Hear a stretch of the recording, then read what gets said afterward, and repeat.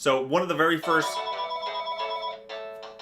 card with you, and for any reason you cannot make this appointment, please remember to arrive with a comfortably full bladder.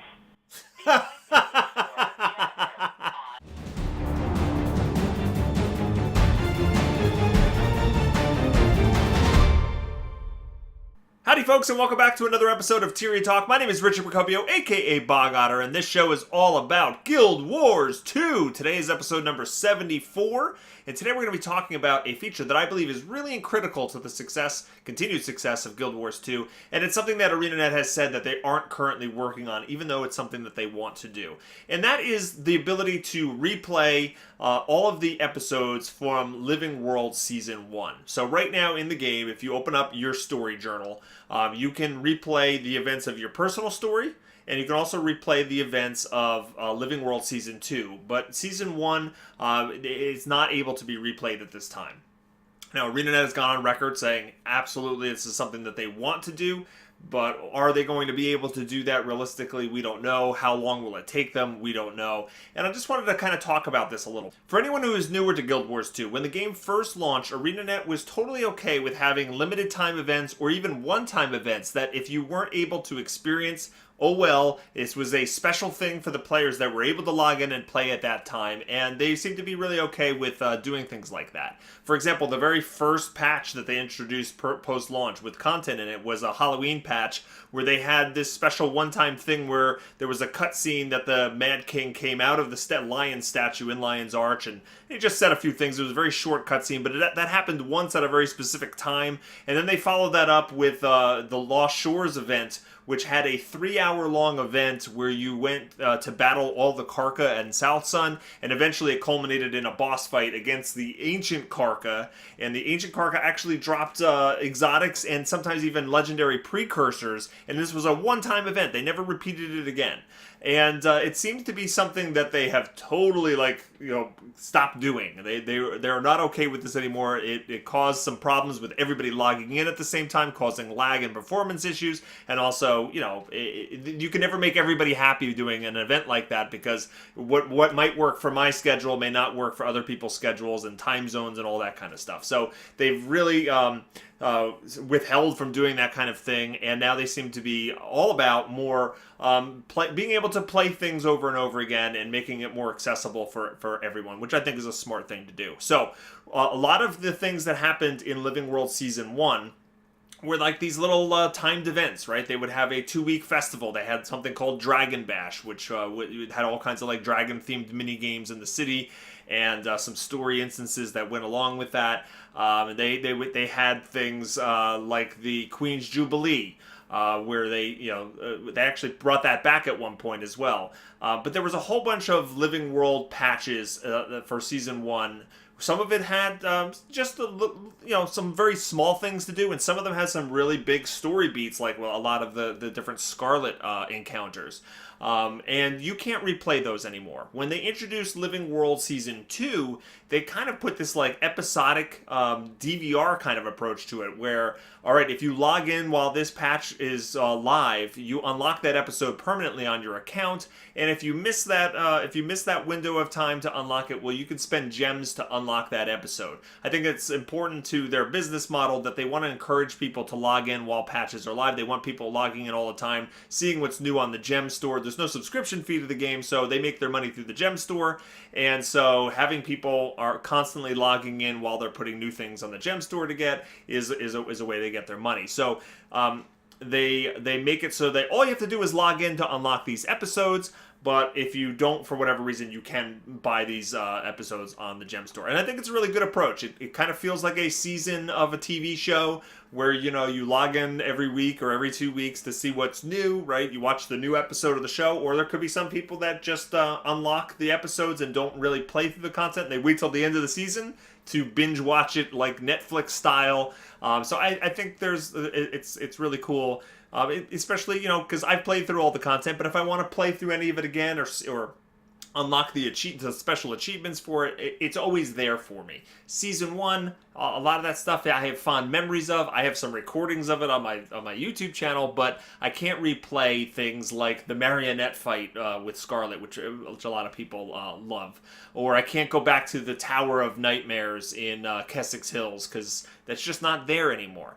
So recently, well, I don't know how recent it is, but January, I was in PAX South, and I got to talk to Colin Johansson and some of the other ArenaNet devs, and they did confirm that this is still something that they want to do. They want to be able to go back and take those living story beats from Season 1 and make it integrated into the story journal so players can play it again. Unfortunately, when they were creating that content, they didn't have that concept in mind yet. So it would take a lot of reverse engineering to kind of to bring those things to life. For example, anything that happened in Lion's Arch would need to bring back the old Lion's Arch in order to do so. And we know that they're working on that in some of the personal story beats, right? They're actually going to be able to, if you're playing through the personal story in Lion's Arch, you're going to see the old Lion's Arch, which I think is amazing and awesome. So, but they would need to do more things like that to bring Living World Season 1 to life.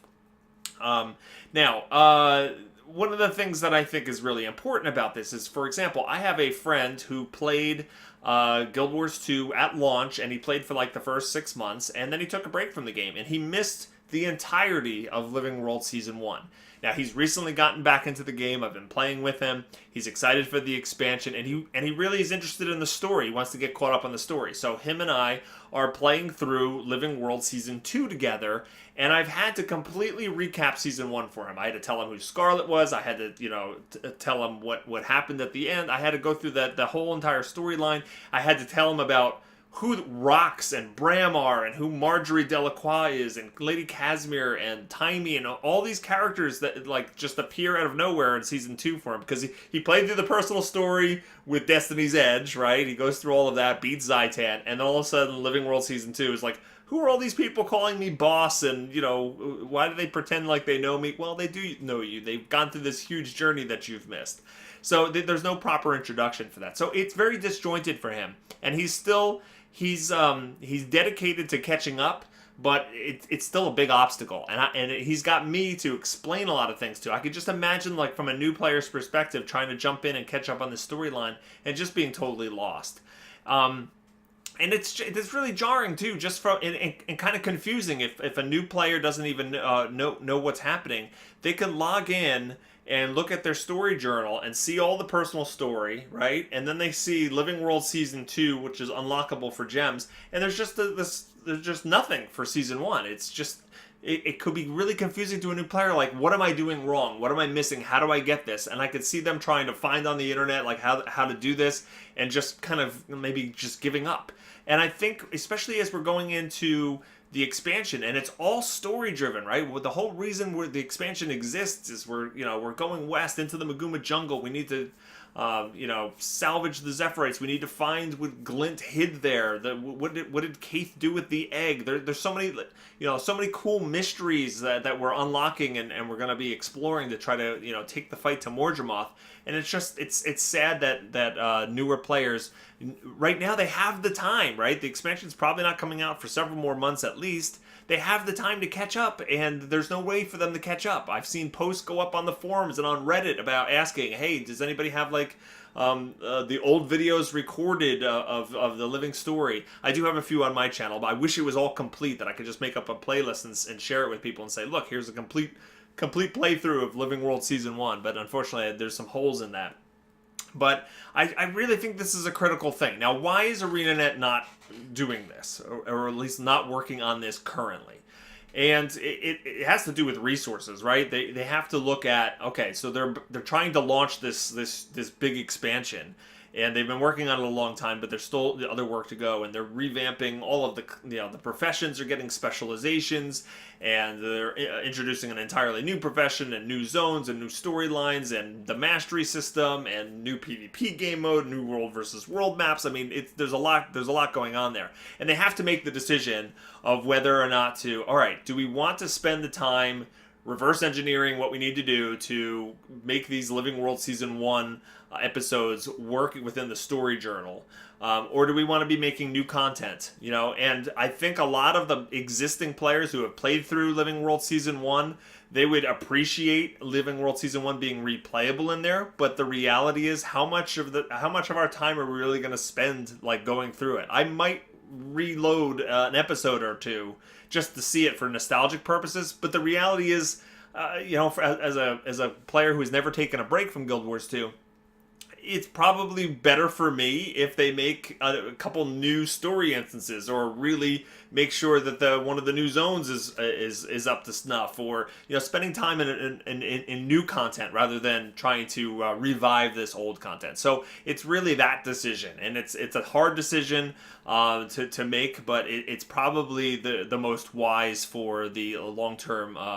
Or actually, it's probably wise for the short-term growth of the game. Long-term, it would be an interesting question whether or not, it would have a greater impact or not. And I do know that, Blizzard, when they revamped all of their old zones for Cataclysm expansion, right? That was one of the big features. They went through all of the leveling up content in the game. All of the old zones were completely revamped to have updated quest mechanics, updated storylines, and it was a tremendous effort for them. And in recent interviews with the Blizzard staff, they all kind of say, yeah, it's really great to have that done, and the player base as a whole appreciates it, but it really didn't seem to be worth the amount of effort they did, because players might have played through it once on an alt character, and they say that's nice, and it just wasn't something that that got a lot of attention from the players. And maybe it really helps bring some new players into the game that try it for the first time, but for that huge millions of players that have already invested and already subscribed to the game, there was content possibly that they didn't get for their endgame characters as a result. So I'm kind of paraphrasing how they reacted to it, but the general sense I got was, oh my god, that was a ton of work. It's good that it's done, but that might not have been the best use of our resources. So it's interesting. So what kind of compromises could there be? This is something I've been thinking about, and I think one of the things that they could do is set aside a resource or two to make a really kick-ass recap video. Put it in the story journal. So when they look at the story journal and it says personal story, and then you have Living World Season 1 recap that any player can just click on, and then they have the Living World Season 2. So it stops that confusion. The players no longer have that, oh my god, am I doing something wrong? Where's my Living World Season 1? How do I get that? Let me research it online, and that confusion that happens. Put a recap video in and really just introduce Bram and Rox and all the characters. Show some highlights from Season 1. Get players caught up on who Scarlet is, what the storyline is, and what is leading up to Living World Season 2. Put that in place so that it really bridges the gap. Now, that would cost a little bit of resources, but it's got to be significantly less intensive than actually putting all of the story beats back in. And I just really think that something like that would go a long way to helping players catch up, because you see these forum posts, like I mentioned before, all the time, how can I get caught up on Season 1? How can I get caught up on Season 1? Well, you know what? If ArenaNet themselves made a really cool, I don't know, make it like an 8-minute, 10-minute kind of recap video, really get into the story, really introduce these characters and show all of the main points of the story from Season 1, I think that would be a really good thing to put in. And that's my suggestion. So ArenaNet, if you're listening out there, make that happen for the new players. I think it would be really, really helpful. Let me know what you think. Is this a feature that you think that ArenaNet should drop the new content and really make sure they get into the game before the expansion? Is this something that should just totally wait and maybe only do if they have a lot of free time? Is this something that you think that they should never do? And what do you think of my idea to put in a really cool recap video in place in-game right there so that players can get caught up on it? Let me know what you think in the comments below. And don't forget to hit that thumbs up button if you enjoyed the video, and subscribe to the channel so you can be notified when future videos are released. I hope everybody has a fantastic day, and I'll see you next time. Take care.